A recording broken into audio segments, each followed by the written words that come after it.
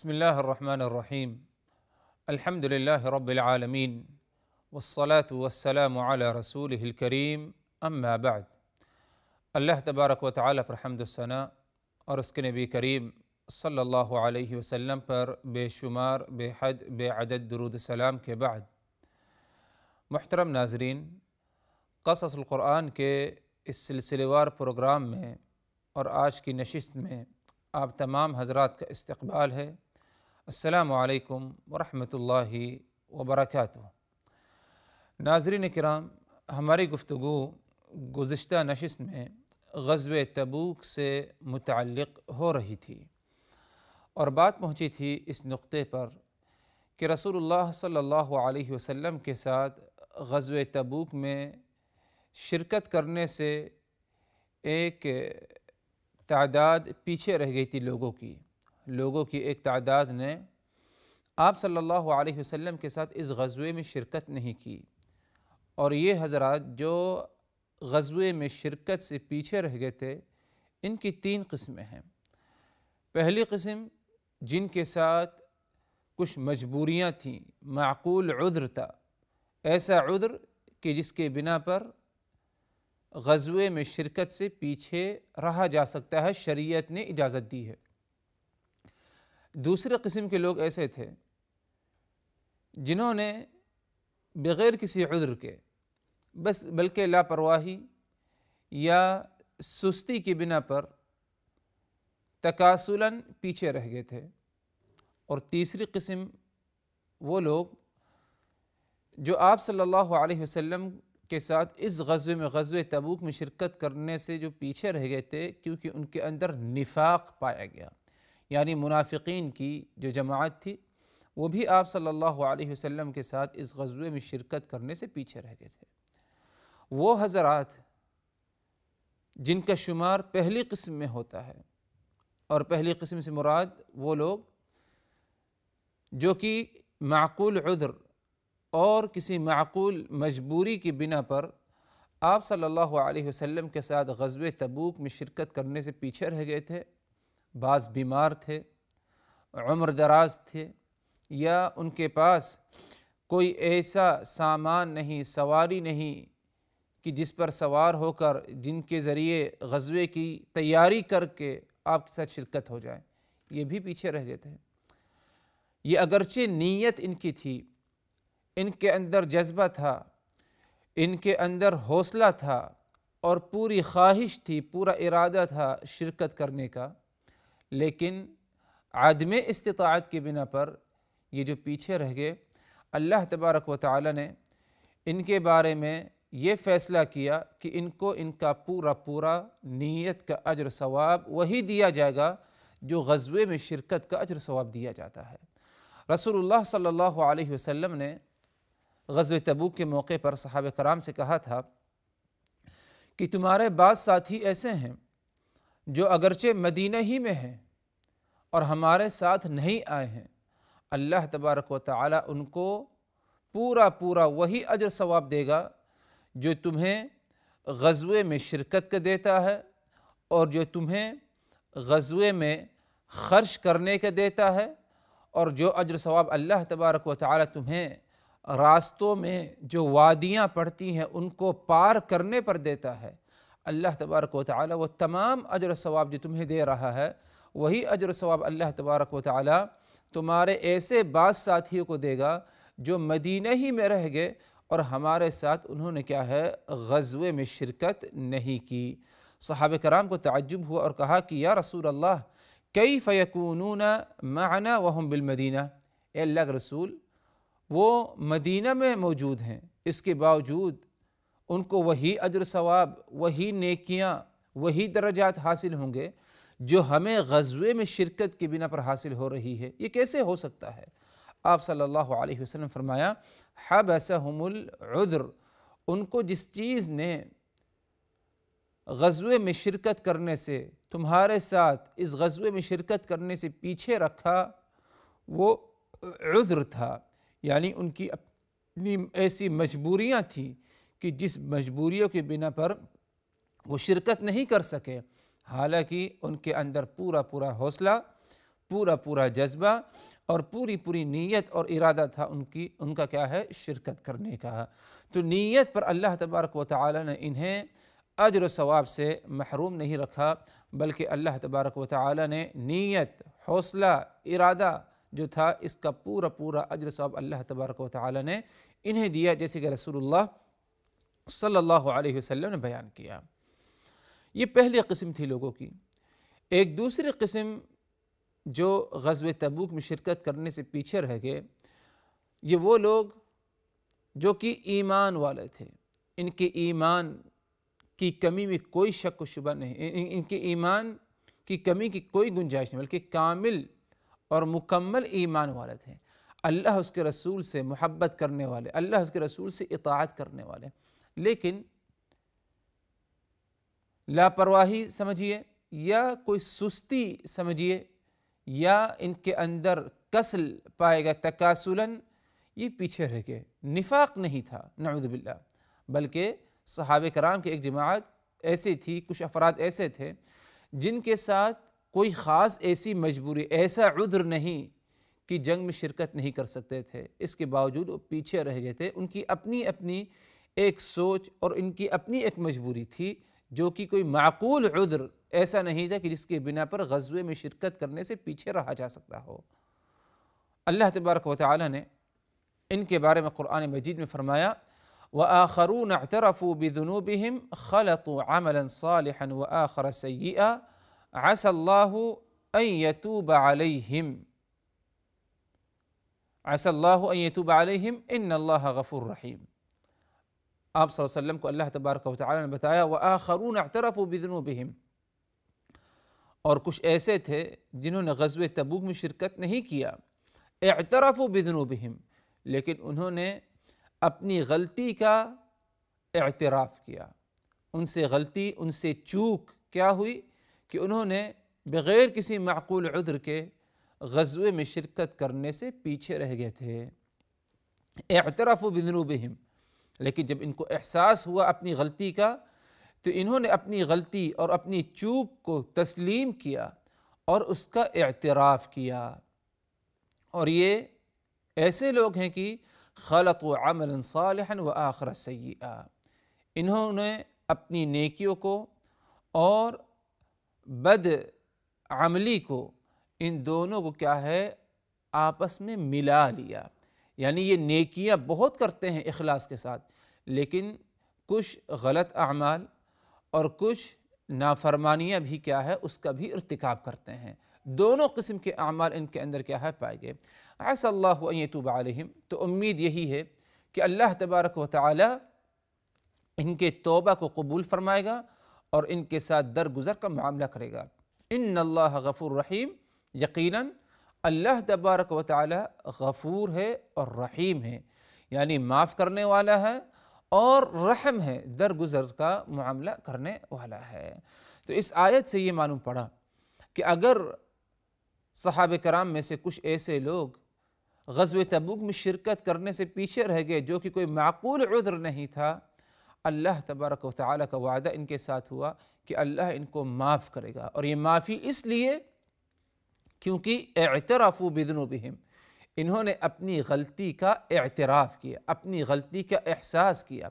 غلطی پر ڈٹے نہیں رہے، غلطی پر اڑے نہیں رہے، بلکہ جیسے ان کو احساس ہوا اپنی کمزوری کا، اپنی غلطی کا، انہوں نے اپنی غلطی کا اعتراف کیا۔ اور غلطی تسلیم کر لینا، غلطی کا اعتراف کر لینا، یہ ایک توبہ کا کیا ہے، توبہ کا ایک بہت ہی بڑا اور ایک اہم حصہ ہے۔ اسی لیے اہل علم اس آیت سے یہ ایک مسئلہ ثابت کرتے ہیں کہ اگر انسان سے، ایک مسلمان سے کوئی غلطی ہو جائے، اللہ اس کے رسول کی نافرمانی ہو جائے، اگر اس نے اپنی غلطی کا اعتراف کر لیا اور غلطی کا اسے احساس ہوتے ہوئے اپنی کمزوری کا اس نے اعتراف کیا، تو اللہ تبارک و تعالی صرف اس اعتراف کے بنا پر اللہ اسے کیا ہے، معاف کر سکتا ہے۔ اگرچہ وہ شاید اپنی زبان سے یہ نہ کہے کہ جو ہے میں نے توبہ کیا، لیکن اتنا ضرور ہے اس کے اندر کہ اس نے اپنی غلطی کا اعتراف کیا، اپنی غلطی کا احساس ہوا اور اس پر نادم ہوا۔ جیسے ادھر پیچھے رہ جانے والوں نے کیا ہے اعتراف کیا تھا غزوہ تبوک میں۔ تو اللہ تبارک و تعالیٰ ایسے لوگوں کو معاف فرماتا ہے اور ان کے ساتھ کیا ہے درگزر کا معاملہ کرتا ہے۔ اللہ تبارک و تعالیٰ نے فرمایا خذ من اموالہم صدقۃ تطہرہم وتزکیہم بہا وصل علیہم ان صلاتک سکن لہم واللہ سمیع علیم۔ یہ بھی آیت سورہ توبہ ہی کی ہے۔ اس آیت کی وضاحت میں اور اس آیت کی تشریح اور توضیح میں مفسرین کی ایک جماعت کہتی ہے کہ اس آیت کا تعلق انہی لوگوں سے ہے جو بغیر کسی معقول عذر کے غزوہ تبوک میں شرکت کرنے سے پیچھے رہ گئے تھے۔ اللہ تبارک و تعالیٰ نے اپنے نبی کو حکم دیا خذ من اموالہم، اے نبی آپ ان کے مالوں سے لیجئے، کیا لیجئے؟ صدقۃً، صدقہ، ان کے مال سے آپ لے لیجئے جو اپنے مال میں سے نکال کر دے رہے ہیں۔ یہ وہ لوگ جو غزوہ تبوک میں شرکت کرنے سے بغیر کسی معقول عذر کے پیچھے رہ گئے تھے، اے نبی آپ ان سے صدقہ لے لیجئے۔ یہ صدقہ دے رہے ہیں، اپنے مال میں سے خرچ کر رہے ہیں، آپ کے ہاتھوں میں دے رہے ہیں، آپ ان سے لے لیجئے، قبول فرمائیے۔ تطہرہم وتزکیہم، آپ ان سے اگر ان کا صدقہ لے لیتے ہیں، قبول کر لیتے ہیں، گویا کہ آپ ان کو پاک کر رہے ہیں اور ان کا تزکیہ فرما رہے ہیں۔ وصلی علیہم، اسی طرح آپ جس طرح صدقہ لیں تو ان کے حق میں آپ دعائے خیر کریں۔ ان صلاتک سکن لہم، کیونکہ آپ کی دعا ان کے حق میں ان کے لیے باعث سکون ہے۔ واللہ سمیع علیم، اور اللہ تبارک و تعالی ہر باتوں کو سنتا ہے اور اللہ تبارک و تعالی کو ہر باتوں کا علم ہے۔ یہ آیت اس کے بارے میں آتا ہے، سبب نزول کے بارے میں، کہ یہ صحابہ کرام جو آپ صلی اللہ علیہ وسلم کے ساتھ غزوہ تبوک میں شرکت کرنے سے پیچھے رہ گئے تھے، کسی غیر معقول عذر کے بنا پر یہ آپ صلی اللہ علیہ وسلم کے پاس آتے ہیں، اپنی غلطی کا انہیں احساس ہوتا ہے، نادم ہوتے ہیں، اور ساتھ ہی ساتھ رسول اللہ صلی اللہ علیہ وسلم کو یہ اختیار دیتے ہیں کہ یا رسول اللہ نتصدق باموالنا زیادۃ فی توبتنا، یا رسول اللہ تو ہماری توبہ کو ضرور قبول فرمائے گا، ہمیں اس پر یقین ہے، لیکن اس کے آگے مزید ہم بڑھ چڑھ کر اپنے مالوں میں سے صدقہ اور اللہ کی راہ میں خرچ کرنا چاہتے ہیں تاکہ اللہ تبارک و تعالی ہمارے توبہ کی درجات کو مزید اور بلند فرمائے۔ تو آپ صلی اللہ علیہ وسلم فرمایا مجھے تمہارے مال کی ضرورت نہیں ہے، الا کہ اگر اللہ تبارک و تعالی مجھے حکم دے، اللہ کی طرف سے اجازت ہو تو بطور توبہ استغفار تم سے کیا ہے میں تمہارے مال میں سے صدقہ لے سکتا ہوں، ورنہ مجھے تمہارے مالوں کی کوئی ضرورت نہیں۔ تو اللہ تبارک و تعالی نے اس موقع پر اس آیت کو نازل فرمایا اور کہا اے محمد یہ تمہیں صدقہ دینا چاہتے ہیں تاکہ جو ہے آپ صحیح جگہ پر اس کا صرف کریں، تو تم ان کے ہاتھوں سے ان کا صدقہ لے لو۔ صدقہ لے لینے سے کیا ہوگا؟ تطہرہم، ان کو پاک کرو گے، وتزکیہم، ان کا جو ہے تزکیہ فرماؤ گے، وصلی علیہم، اور اس لیے تم ان کے حق میں کیا ہے دعائے خیر بھی کرو گے۔ تو کہنا یہ تھا حضرات کہ رسول اللہ صلی اللہ علیہ وسلم کے ساتھ غزوہ تبوک میں شرکت کرنے سے صحابہ کرام کی ایک جماعت پیچھے رہ گئی تھی جو کہ بغیر کسی معقول عذر کے، عذر تھا ان کے پاس لیکن کوئی ایسا عذر، کوئی ایسی مجبوری نہیں کہ جس کی بنا پر غزوے میں شرکت کرنے سے پیچھے رہ جاتے۔ شرکت کرنا چاہتے شرکت کر لیتے اور اس عذر کے بنا پر کیا ہے کسی تنگی میں نہیں پڑتے، لیکن انسان ہے، ہر ایک سے بھول اور چوک ہوتی ہے۔ ہاں اتنا ضرور ہے کہ اگر انسان جو ہے اپنی غلطی کا احساس کرے اور نادم ہو تو اللہ تبارک و تعالی اس کی کیا ہے اصلاح فرماتا ہے توبہ کی قبولیت کے ذریعے۔ یہی معاملہ ان صحابہ کرام کے ذریعے ساتھ پیش آیا کہ جب ان کو اپنی چوک اور اپنی غلطی کا احساس ہوا، اپنی کمزوری کا احساس ہوا، نادم ہوئے، اللہ تبارک و تعالی نے ان کی توبہ کو قبول فرمایا، اور ساتھ ہی ساتھ انہوں نے جب اپنے مال میں سے بطور کفارہ، بطور